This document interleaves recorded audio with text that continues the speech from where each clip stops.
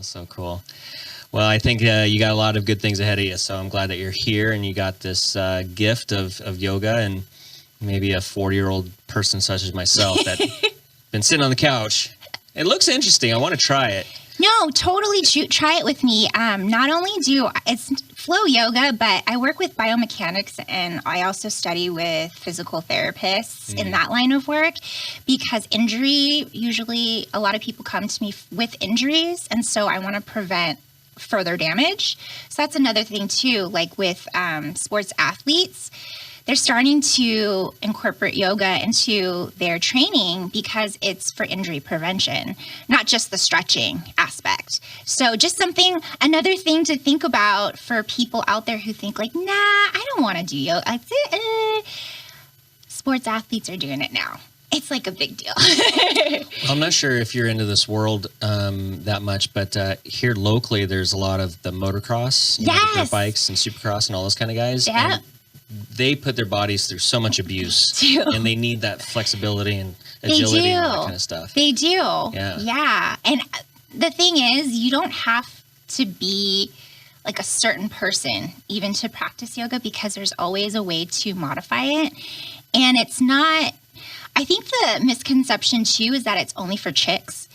It's not, because back in India, way, way, way back when it started, yoga was used for young men. I'm going to probably butcher the wording, but they wanted young men to gain strength and flexibility and work on their ego, essentially, right. And just exercise the brain and the body.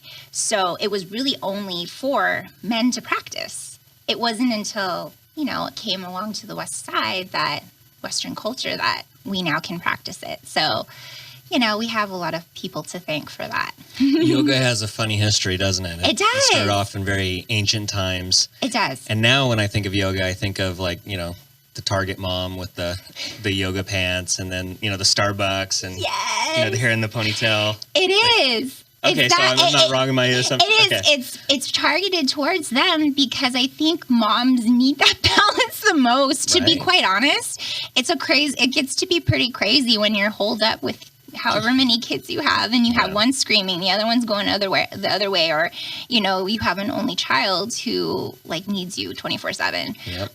But don't discount the fact that men also who have a high stress job, or women who have high stress jobs, need to unwind too, and just find their balance in the world where it's not always work. There's a little play in between, right? The work hard, play hard mentality. So I want to help people find that balance. Yeah. Whether it be with me or somebody else. I mean, at least I can guide them toward where they need to go.